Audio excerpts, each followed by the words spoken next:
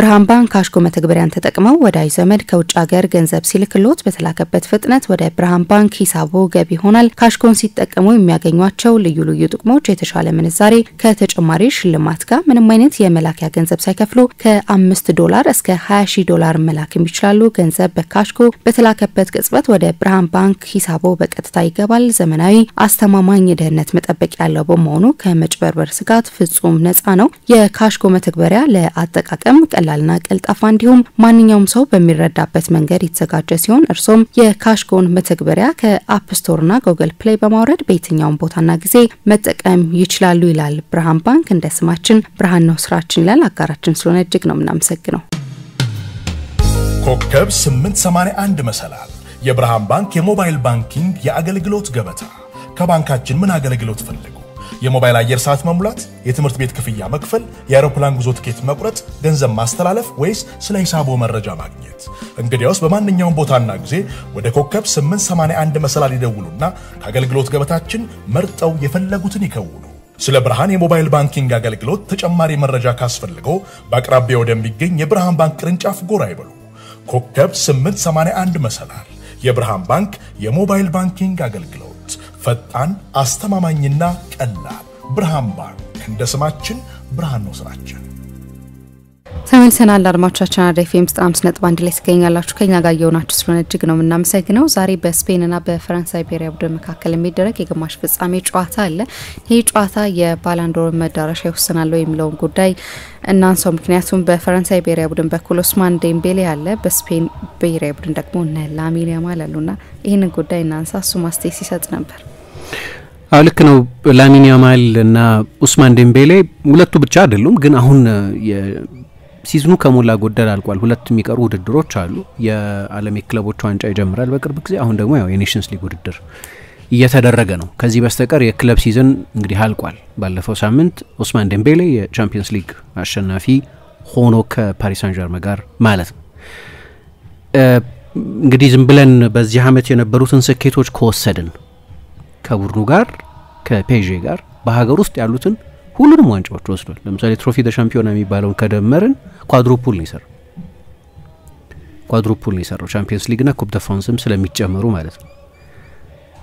እና የሊጋ አራት ዋንጫ ያሸነፈበት ሲዝን ነው በወል። ምን ማድረግ እንዳለበት አላቅም ከዚህ በላይ። ከዛ ደግሞ በግሉ በተለይ 2025 ከገባ በኋላ መጨረሻ ላይ ምባፔ በላሊጋ ብዙ ጎሎች ያስቆጠረ ከሱ በላይ ሆኖ ጨረሰ እንጂ 2025 ከገባ በኋላ የሱን ያህል ፍሬያማ ተጫዋች የለም። በፕሮዳክሽን በግልም ማለት ነው። በአጠቃላይ 33 ጎሎች አስቆጥሯል። 15 የመጨረሻ ኳሶች ሰጥቷል። የ48 ጎል ሲዝን ነው ይሄ ተጫዋች ያሳለፈው። ስለዚህ ዝም ብለሽ በምክንያታዊነት ነገሩን ካየሹ ለዴምቤሌ ሽልማቱ ቢሰጥ ባሎንዶር ሁሉ ጊዜ ምክንያታዊነት የለውም። ሁሌ ኦብጀክቲቭ አይደለም፣ ሰብጀክቲቭ ነው። የሰዎች ምርጫ ነው። ለዛ ነው የሚያከራክረው ብዙ ጊዜ የሰዎች ምርጫ ስለሚለያይ ማለት ነው። አሁን ዝም ብለሽ በሌላ በማንኛውም ሲዝን ቢሆን አልቋል። የባሎንዶር የሚያሸንፈው ተጫዋች ማን እንደሚሆን ከሞላ ጎደል ግልጽ ነበር። በተለይ ከቅዳሜው ውጤት በኋላ ትልቁን ዋንጫም ስላሸነፈ። በሀገር ውስጥ ያሉት ዋንጫዎችን በተመለከተ ያው በፈረንሳይ የምታገኙት ስኬት ሁልጊዜም በሌላ አይን ነው የሚታየው። ፔዤ ሻምፒዮን ሲሆን ፔዤ ሻምፒዮን ባይሆን ነው ተአምር የሚሆነው እንጂ ሻምፒዮን ሲሆን ከምን መደበኛ ስራ ነው። ምንም የሚያስገርም ነገር የለውም። ስለዚህ እሱ ጫና አለው። ግን ቻምፒየንስ ሊግ ደግሞ ትልቁ ዋንጫ ስለሆነ የቻምፒየንስ ሊግ ፋክተር ለዴምቤሌ ያደላል። ላሚን ያማል ማይሳተፍበት ሌላ ውድድርም ላይ ይሳተፋል። የዓለም ክለቦች ዋንጫ ላይ ይሳተፋል። የዓለም ክለቦች ዋንጫን ካሸነፈ ፔዤ ስለሚሳተፍ እዛ ውድድር ላይ በአንድ አመት 5 ዋንጫ ምናምን አሸንፎ ሊጨርስ ይችላል ማለት ነው። ኔሽንስ ሊግ ከተጨመረ ደግሞ እሁድ አሁን ዛሬ ስፔንን አሸንፈው ለፍጻሜ ከደረሱ 6 ዋንጫ ሊሆን ይችላል ማለት ነው። ሲዝኑ የሚገርም የዴምቤሌ ሲዝን ግን አንድ ፈተና ያለበት ይመስለኛል። ሌሎች የባሎንዶር አሸናፊ መሆን የሚገባቸው ተጫዋቾች ያሉ ቢሆንም በጣም ብዙ ተጫዋቾች አሁን በዚህ ሰዓት ትልልቅ ተጫዋቾች በዚህ ሰዓት ላሚን ያማል ነው ያለ ምርጡ ተጫዋች የሚሉት በርካታ ተጫዋቾች።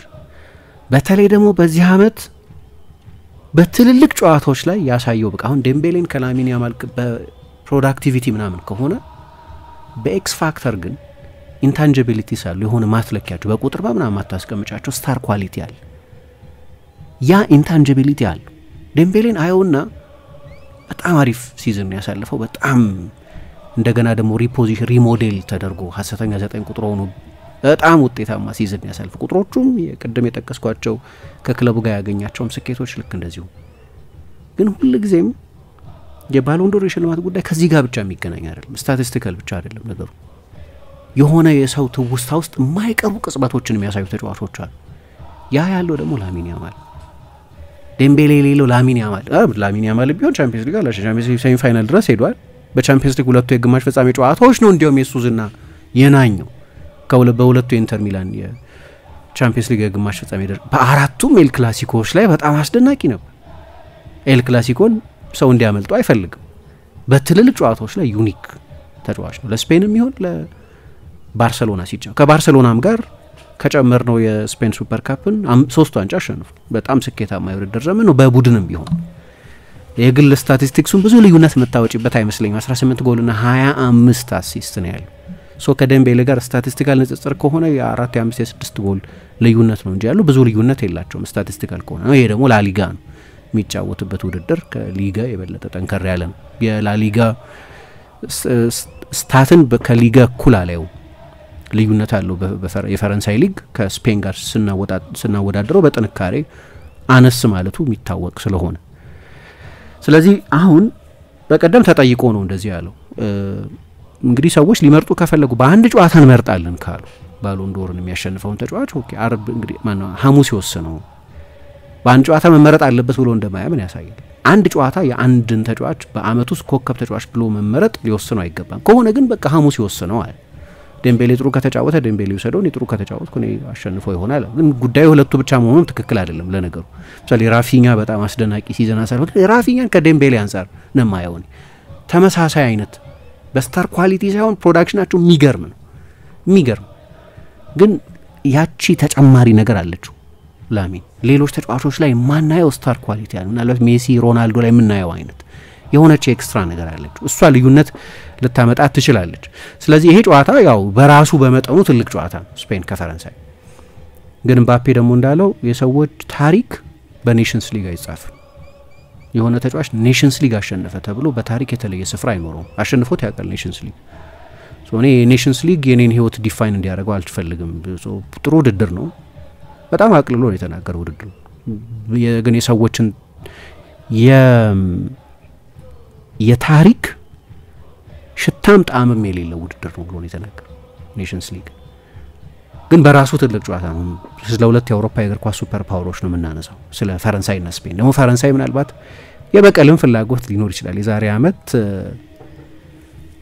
በስፔን ተሸንፈው ነበር ከአውሮፓ ዋንጫ ፍጻሜ የቀሩት ስለዚህ ስፔንን ማሸነፍ ይፈልጋሉ ጨዋታው ትልቅ ነው በራሱ ነገር ግን ይሄ ጨዋታ የበለጠ ከባሎን ዶር ኮንቴክስት አንፃር እየታየ መሆኑም ደግሞ ባህራዊ ይመስለኝ ዴምቤሌ የአውሮፓ የዚህ ሲዝን ምርጥ ቡድን ውስጥ ምርጡ ተጫዋች ነው ግን ደግሞ ላሚን ያማል እንደው ይሄ አውትስታንዲንግ ኢንዲቪጁዋል ኦፍ ዘ ሲዝን የሚሉት ነገር አለ አውትስታንዲንግ ኢንዲቪጁዋል ደግሞ እሱ በጣም the best soloist ተጫዋች ነው ዓለም ላይ እሱ የሚያደርጋቸው ነገሮች ዚዳን ለምሳሌ መልሱን ኢንተርን ጨዋታ አይቶ ዚዳን በቀላሉ ሰው የሚያደንቅ አይደለም እንደምት በጣም ቁጥብ ነው ቃላቱ ላይ እኔ ያለ እንግዲህ ኤንዞ ፍራንቼስኮሊን ሲያደንቅ ነው ያደገው ማራዶና ይወደዋል ኤንዞ ብሎ ልጁን የጠራው ኤንዞ ፍራንቼስኮሊን ስለሚወደው ነው ስንት ተጫዋች አይቷል ከስንት ተጫዋች ጋር ተጫውቷል ዚዳን ስንት ተጫዋች አሰልጥኗል አይቼ አላቅም እኔ በኢንተር ሚላን የመልሱ ጨዋታ ላይ ያደረገውን ነገር ሌላ ተጫዋች ሲያደርገው አይቼ አላቅም በ17 አመቱ ነው ደግሞ ይሄንን ያደረገው አሁን ሰዎች ላይ እየፈጠረ ያለውን ኢምፕሬሽን ነው የምለው በቀላሉ ማታስገርሚውን ወይም እንዲህ የተጋነነ ውዳሴ የመስጠት ልማድ የሌለውን ዚዳንን እንደዛ ማድረግ ከቻለ በትልልቅ የእግር ኳስ ሰዎች ላይ ትልልቅ አሰልጣኞች ላይ አሁን ትላንትና ዴሾም እንግዲህ አየሁት አንድ አመት ተኩል ገደማ እስካሁን ድረስ እሱን የማቆሚያ ትክክለኛ ፎርሙላ ያገኘው ቡድን አላየውም ማለት በቃ በዚህ መንገድ ነው ላሚን ያማል የሚቆመው አሁን የሜሲ አይነት አስተያየት ሜሲን በተመለከተም ልክ እንደዚህ እኔ ሜሲን ማቆሚያ ፎርሙላ አላየውም በቃ ከሶርሱ ማቆም ካልሆነ በስተቀር ከነ ቻቪ ወደሱ የሚወጣውን ሰፕላይ ላይን ማቆም ካልሆነ በስተቀር እሱ አንዴ ኳስ ከያዘ ማቆም አይቻልም እና የሚሉ አሰልጣኞች ነበሩ ማለት አሁን ላሚን ያማል በተመለከተ ኢንዛጊ ያኔ እንደዛ ነው ሲል ነበር ሶርሱን ነው እንጂ የምናቆመው እሱማ ሶስት ተጫዋችን ብናቆም በድሪብል 3-4 ተጫዋቾችን አልፎ መሄድ የሚችል ነው። እንዲህ አይነት ኢምፕሬሽን ነው ሰዎች ላይ እየፈጠረ ያለው። ሶ ነገሩ ሁሉ ጊዜ አእምሮ ብቻ አይደለም ማለት ነው። የባሎን ዶር ሽልማት ሲሰጥ ኦኬ 1 2 3 ሲደመር ይሄ ተደመረ ኦኬ እንትና ነው ማሸነፍ ያለበት የሚል ስታቲስቲካል አይደለም። የባሎን ዶር ሽልማት ሰብጀክቲቭ። ስለዚህ አእምሮና የልብ ነው ልንለው እንችላለን ነገሩ። በአእምሮ በኦብጀክቲቪቲ ምናም ከሆነ ዴምቤሌ ማሸነፍ ያለበት ይመስላል፣ ግን ሁሉ ጊዜ እንደዛ አይደለም። የልብም ጉዳይ ነው። በሰዎች ትውስታ ውስጥ የሚቀር መታት የመስራት ጉዳይ ነው። ያ አለው ያ ተጨማሪ ነገር አለ። አሁን ፔዤ ምን ያደረገ እንደሆነ ተመልከች። ለምሳሌ አሽራፍ ሀኪሚ የሚገርም ሲዝን አሳልፏል። ልክ አምና ስለ ካርቫሃል እንድል እንደነበረው ማለት ነው። በጣም የሚያስደንቅ የውድድር ዘመን ያሳልፍ። ለሱ ካምፔን ማድረግ ይቻላል። ዴዚሬ ዱዌ የፍጻሜ ጨዋታ ትልቁ ተጫዋች ነበር።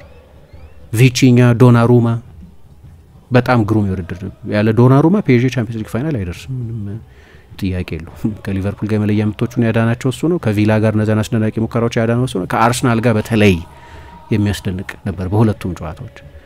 ለሱ ካምፔን ማድረግ ይቻላል። ግን ፔዤ ሙሉ ለሙሉ ቀስቀሳ እያደረገ ያለው አሁን ለዴምቤሌ ነው። ፓሪሶቹም ይፈልጉታል፣ ካታሪዎቹም ይፈልጉታል። የነሱ ክለብ ተጫዋች የዓለም ምርጡ ተጫዋች እንዲባል ይፈልጋሉ።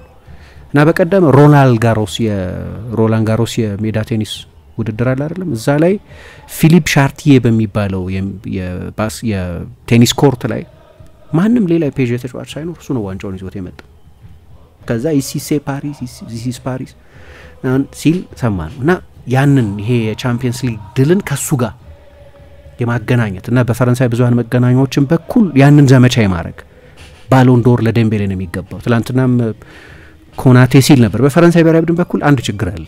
የባሎን ዶር አሸናፊ ለምን የኤምባፔ ስም ዲስከሽን ውስጥ እንደሚመጣ አላውቅም። የባሎን ዶር ሽልማትን በተመለከተ ኤምባፔ እንደማያሸንፍ የታወቀ ነው። ስታቲስቲካሊ በጣም ጥሩ ሲዝን ያሳለፈው በግሉ 43 ጎል ያስቆጠረው። በአውሮፓ የሱን ያህል ብዙ ጎል ያስቆጠረ ተጫዋች የለም በአምስቱ ትልልቅ ሊጎች። ግን ኤምባፔ ሊያሸንፍ አይችልም። ለምን ኤምባፔ እንደሚያነሱት አላውቅም። የፈረንሳይ አሰልጣኝ የፈረንሳይ ተጫዋቾች ለምን እንደሚነሳ አላውቅም። ይሄ ለዴምቤሌ የሚጠቅመው አይመስለኝም። በአንድ ተጫዋች ዙሪያ ነው ካምፔን ማድረግ ያለብሽ እና ምናልባት እንግዲህ ያወሩበት እንደሆነ አላውቅም ከዚህ በኋላ። ግን ሁለቱም በቅርብ ጊዜ ሆነ ራያን ሼርኪም፣ ኮናቴም፣ ዴሾም ሌሎችም ተጫዋቾች ሁለቱ ተጫዋቾች ናቸው ማሸነፍ ያለባቸው ይላሉ። ቮት ስፕሊት እያደረግሽ ነው። ሰው ብዙ ቢሰማቸው ሰው ካለ ቮት ስፕሊት እያደረጉ ነው። እንደዛ ነው የሚያደርጉት። ስለዚህ የባሎን ዶር ጉዳይ እንዲህ ነው ፎርሙላው ተብሎ የሚቀመጥ አይደለም። በፎርሙላ ብቻ አይደለም። ለዚህ ነው ብዙ ጊዜ እኮ ለምሳሌ ለምን ፍራንክ ሪቤሪ አላሸነፈም፣ ለምን ቨርጂል ቫን ዳይክ አላሸነፈም፣ ለምን ሮበርት ሌቫንዶቭስኪ አላሸነፈም ወይ ሌሎች በጣም ኦብጀክቲቭ ሆነን ካየን በዛ አመት የሚገባቸው ተጫዋቾች ነበሩ። እንደዛ አይደለም። እኔ ለላሚን ያማልም ቢሰጥ ለዴምቤሌም ቢሰጥ ያው ብዙም እንትን የለኝም። ግን ይሄ ጨዋታ ግን የመጨረሻ ይሄንን ጨዋታ የተለቀ አንድ ተጫዋች በጨዋታው ላይ በፈረንሳይ ስፔን ጨዋታ ላይ እንደገና የጎላ ተጫዋች ግን የባሎን ዶር ለማሸነፍ ያለውን እድል የበለጠ ከፍ ሊያደርግ ይችላል። የላሚን ያማል ሲዝኑ በጠቅላላ አስገራሚ ቢሆንም በጠቅላላው ያሳለፈው አመት በጣም የሚያስደንቅ አመት ቢሆንም ግን ቅድም እንዳልኩት በጣም በትልልቅ ጨዋታዎች ላይ ልዩነት የሚፈጥር አይነት ተጫዋች ነው። ለምሳሌ አራቱም ኤል ክላሲኮች አልኩኝ አራቱም ላይ እንድታስደናቂ አራቱም ላይ አስደናቂ ነበር። በኢንተር በሁለቱም ጨዋታዎች በጣም አስደናቂ ነበር። አሁን የኢንተር ጨዋታ ደግሞ ብዙ ሰዎች እኔ በቻምፒየንስ ሊግ ታሪክም ምናልባት በእግር ኳስ ታሪክም ካየኋቸው ጨዋታዎች እጅግ ከምርጦቹ መካከል አንደኛው ነው እንደው ምርጡ ባይሆን የሚሉ አሉ። እኔም እንደዚህ አይነት ኢምፕሬሽን ያለኝ በዛ ጨዋታ ላይ በሁለቱም ጨዋታዎች ትንግርት ነበር ላሚን ያማል። ባሎን ዶር ባያሸንፍ ማነው ቻምፒየንስ ሊግ ባያሸንፍ እንኳን እንዲህ አይነት ሞመንቶች ደግሞ ሲዝኑ በሙሉ ነበሩት። ከአትሌቲኮ ማድሪድ ይሁን ከሪያል ማድሪድ ጋር ይሁን በትልልቆቹ የቻምፒየንስ ሊግ ጨዋታዎች ይሁን እንዲህ አይነት አስደናቂ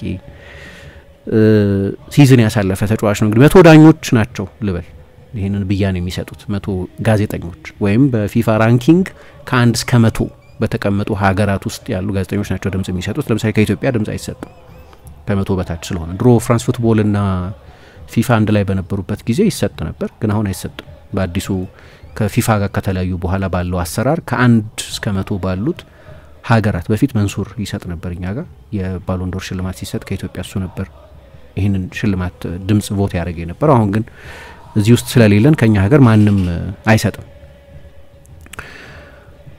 ግን እንዳልኩት በቅርብ ጊዜ ከካዲና ኮፕ ጋር የነበረው ቃለ ምልልስ ላይ ሰዎች አንድ ጨዋታ የወሰነው ካሉ እንግዲህ ያው ሐሙስ ይወስነዋል የሚል አስተያየት መስጠቱም ራሱ ላሚን ያማል የባሎንዶር ኮንቴክስቱን ከፍ አድርጎታል። ስታር ነው ጥያቄ የለውም። ነገሩ በስታቲስቲካል በቡድን ስኬት ከሆነ ግን የተሻለ ውድድር ስኬት እያሳለፈ ያለው እሱ። አሁን በቁጥር ካየነው አምና እኮ ቪኒ ለምሳሌ ባሎንዶር ይገባው ነበር ምናምን እንላለን። ቪኒ ከሁለቱም ያነሰ ነው። የአምና ቁጥሩን ከወሰድን ቁጥር ብቻ እንደማይወስነው የምታውቂው በዛ ነው ማለት ሮድሪ ነው ያሸነፈው። የሮድሪን ስታቲስቲክስ ወስደሽ ከቪኒ ጋር ካወዳደርሽው ተገቢ ነው ተገቢ አይደለም ምንድነው እንከራከርበት እንችላለን። ግን ዴምቤሌ በዚህ አመት በቀደም የኤፋ ይፋ እንዳደረገው የቻምፒየንስ ሊግ አመት ኮከብ ተጫዋች ነው። 16 ጎሎች 14 ጎሎች ላይ በቀጥታ ተሳትፏል። በብዙዎቹ የቻምፒየንስ ሊግ የደርሶ መልስ ጨዋታዎች ላይ ልዩነት የፈጠረው እሱ ነው። አርሰናል ላይ ኤምሬትስ ላይ ጎል አስቆጥሯል። ሊቨርፑል ላይ አንፊልድ ላይ ጎል አስቆጥሯል። በቻምፒየንስ ሊግ ፋይናል 2 የመጨረሻ ኳሶች ሰጥቷል። ጎል እንኳን ባያስቆጥር እንደው አሰልጣኝ ሉዊስ ኤንሪኬ ከጨዋታው መጠናቀቅ በኋላ ለኔ ባሎንዶር ማሸነፍ ያለበት ዴምቤሌ ነው፣ በተለይ በዚህ ጨዋታ ፕሬስ ባደረገበት መንገድ አለ። አሁን ሰው ሽልማት ሲሰጠው በፕሬሲንግ ኃይለኛ ነው የተጫዋች ምናምን ብሎ ሽልማት አይሰጥም። ፌር የማይሆነው ለዚህ ኦፍ ኮርስ መቆጠር አለበት። ፕሬስ ያደረገ 55 ጊዜ ፕሬስ ያደርጋል መቆጠር አለበት። ለኔ ፔጄ እንደዛ አይነት ቡድን የሆነው ዴምቤሌ የሚባል ተጫዋች ስለሆነ ነው። 9 ቁጥራቸው ሐሰተኛ 9 ቁጥራቸው ሌላ ተጫዋች ቢሆን ኖሮ እና ልክ እንደዛ እንደ ዴምቤሌ ፍቃደኛ ሯጭ የቡድን ተጫዋች ሟች ምናምን ባይሆን ይህንን ቡድን አናየውም። ይህንን ፍሉይዲቲ አናየውም። ይህንን በቡድን መከላከል አናየውም። ይህንን ቶታል ፉትቦል አናየውም። ኮንሲደር መደረግ አለበት። በተለይ ጋዜጠኛ ኮንሲደር እንዲያደርገው ፈልጋለሁ። ጋዜጠኛ ስሜት ዲክቴት የሚያደርገው መሆን የለበትም። ኦብጀክቲቭ መሆን አለበት። ኦፍ ኮርስ ማየት አለባቸው። ይሄን ግን ለምሳሌ አሁን እንዴት አይነት አትራክሽን እንዳለው ልንገር። 17 አመት ነው አይደለም 33 ሚሊዮን የኢንስታግራም ተከታይ 17 አመቱ ስንት እንደሚደርስ ይሄንን መንገድ ከቀጠለበት የትኛው ቁጥር ላይ እንደሚደርስ መገመት። ዴምቤሌ ከሱ በጥፍ ያንሳል። ለምሳሌ ዴምቤሌ 28 አመቱ ያ ስታር አትራክሽናል ሰዎች የሚከተሉት አይነት መሆን ጀምሯል። ሄደው ላሚን ያማልን ፎሎ ላድርግ የሚሉት አይነት ሆኗል። ያ ስታር ኳሊቲ አለው። አንድ ሁለተኛ አንድ ትልቅ ካምፓኒ ቢኖር ለምሳሌ አንድ ትልቅ የሆነ ማኑፋክቸረር ቢኖር የመኪና አምራች ምናምን ቢኖር ከዴምቤሌና ከላሚን ያማል ማንን ነው የሚመርጠው? ኦፍ ኮርስ ላሚን ያማልን ነው የሚመርጠው። ያ ስታር ኳሊቲ አለው። አሁን እያወራን ያለ ነው የሆነን የእግር ኳስ ጄኔሬሽን ስለሚቆጣጠር ተጫዋች ነው። ወሬው እንደዛ ነው። ቢያንስ ያንን ያረጋግጥልናል በሚቀጥሉት አመታት። እንግዲህ የሚቀጥሉት አመታት ውስጥ የተቀመጠውን ጊዜው ሲደርስ እናያለን። ግን አሁን ኮናሚ፣ ፓወሬድ፣ ቢትስ፣ አዲዳስ ፊታቸው ላሚን ያማል ትልልቅ ተቋማት ናቸው። እነዚህ ትልልቅ ተቋማት ናቸው። እንዴ የዛሬ አመት እኮ ነው አዲዳስ እና ናይኪ በእነሱ አሁን በፊት ክርስቲያኖ ነበር ዋናው፣ ግን ኤምባፔ ነው አሁን በአውሮፓ ካሉ ተጫዋቾች መካከል ገና ነው ስም የናይኪን ጫማ የሚጫማ ምናምን እና ወደ ላሚን ያማል የላኩት ኤምባፔ ነበር የናይኪ ደንበኛ እንዲሆን ከናይኪ ጋር አብሮ እንዲሰራ። አዲዳስ ሊዮኔል ሜሲን የላከው እና ሊዮኔል ሜሲን የሰማው እሱ መጨረሻ አዲዳስ እንኳን እሱን ይሄንን ቢገስት አፕካሚንግ ታለንት ምናምን የሚባለውን ተጫዋች ትልልቅ ተቋማት ምን ያህል ርቀት እንደሚሄዱ የሚያሳይ ነው። ስለ ላሚን ያማል ሲወራ ምን እንደሚወራው የሜሲ አልጋ ወራሽ ነገር የባርሴሎናም ተጫዋች ስለሆነ አሁን የሚቀጥለው አመት ላይ 10 ቁጥርን ይለብሳል መሰለኝ አንሱ ፋቲ ወደ ሞናኮ እየሄደ ስለሆነ እሱ ደግሞ ተጨማሪ 10 ቁጥር የራሱ ማርክ ማድረግ ይችላል። ከዚህ አንፃር ካየነው ዴምቤሌ በውጭ አሁን በአለም ላይ ያለው ዝና ወይም ሰዎች ላይ የሚፈጥረው ኢምፕሬሽን የላሚን ያማልን ያህል አይደለም። ስለዚህ የበለጠ መስራት አለበት ማለት ነው።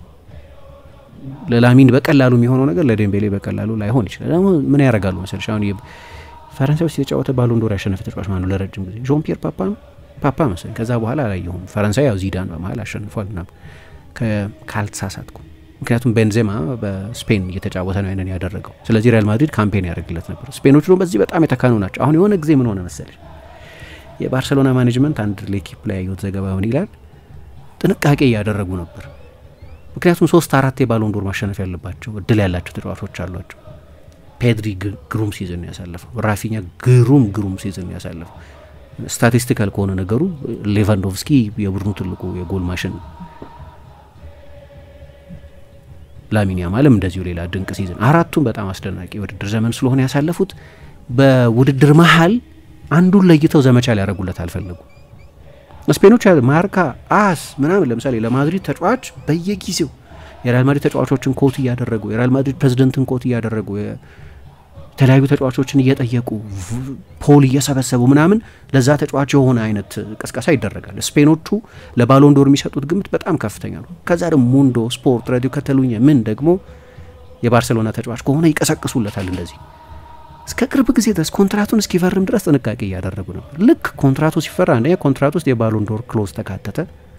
ከዚያ በኋላ አሁን ሙሉ ለሙሉ በየቀኑ ሄደሽ ሙንዶን ምናምን ብታይ የሚደረገው ለላሚን ያማል የመቀስቀስ ነገር ነው ይመስል አሁን ሐሳባቸውን ወደዛ ያደረጉት ይመስላል። ላሚን ያማል ነው ማሸነፍ ያለበት የሚመስል ዘመቻ በእነሱ በኩል እየተደረገ ነው። እና እንዲያውም ለኪፕ ምን ይላል ኦኬ ሜሲ ምን ይሆን ለምሳሌ የሜሲ አስተያየት የሆነ ስዊንግ ሊያደርግ ይችላል። ምክንያቱም ሜሲ ከሁለቱም ጋር ታሪክ አለው። አንደኛ ላሚን ያው የባርሴሎና ልጅ ስለሆነ ከሜሲ ጋር የሚጋራ ከዴምቤሌ ጋር ደግሞ አብሮ ተጫውቷል እና ከዴምቤሌ ጋር በጣም ጥሩ ጓደኝነት አለው ይላሉ ትልልቅ ሰዎች። ለምሳሌ ክርስቲያኖ ከሁለቱ ጋር ቀጥታ አሶሲዬሽን የለውም፣ ምክንያቱም ሁለቱም የማድሪድ ታሪክ የላቸውም። ስለዚህ የሜሲን ቦታ የሚሰጡት ያው የባርሴሎና ሰው ስለሆነ ልክ እንደ ቡራኬ እንደሰጠው አይነት ለላሚን ያማል አድርጎ የመቁጠር ነገር አለ። ስለዚህ ደግሞ እንደዚህ ነው በቃ ባሎን ዶርን በተመለከተ የሚዲያ ካምፔን ይሰራል ማድሪድ በሚገባ። እንግሊዞቹ አሁን አያደርጉም እንደዚህ። አሁን እንግሊዝ ውስጥ አንዱ ችግር ለምሳሌ አንድ የማንቸስተር ሲቲ ተጫዋች ካለ ምናልባት ብዙ 6-7 ትልልቅ ክለቦች ስላሉም ሊሆን ይችላል እና የሆነ የማንቸስተር ሊኒንግ ሚዲያ የሚባል ነገር የለም። የማንቸስተር ኢቭኒንግ ኒውስ አለ፣ ማንቸስተር ሊኒንግ አይደለም። ማንቸስተር ከተማ ውስጥ ነው የሚዘግብ ወይ ሊቨርፑል ኤኮ አለ፣ ሊቨርፑል ነው ስለሚዘግብ ነው። የለንደን ጋዜጦች አሉ። የአርሰናል ልሳን የሚባላል እንደ ጋዜጣ፣ የማድሪድ ልሳን የሚባላል፣ የባርሴሎና ልሳን የሚባላል። እንግሊዝ ውስጥ ካምፔን ለማድረግ አይመችም። ለዚህ ነው ረጅም ጊዜ ምናምን የፈጀው።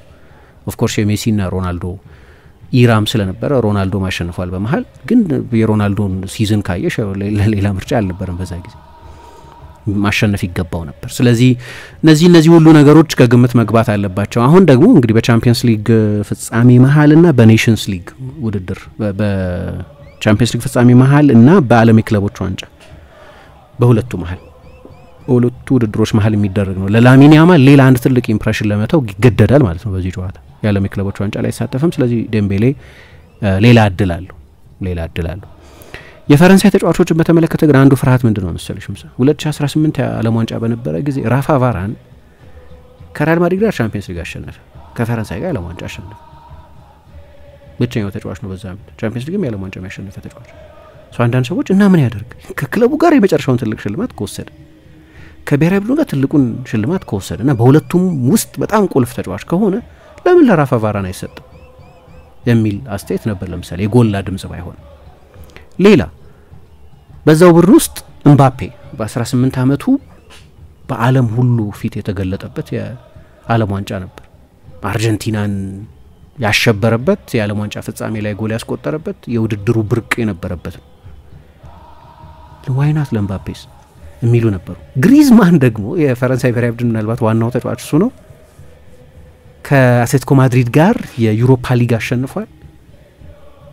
ከዛ የፈረንሳይ ሚዲያዎች ለማን ካምፔን እንደሚያደርጉ ግራ ገባቸው፣ ለማን እንደሚቀሰቅሱ ግራ ገባቸው እና መጨረሻ ላይ ሞድሪች ወሰደው ሽልማቱ።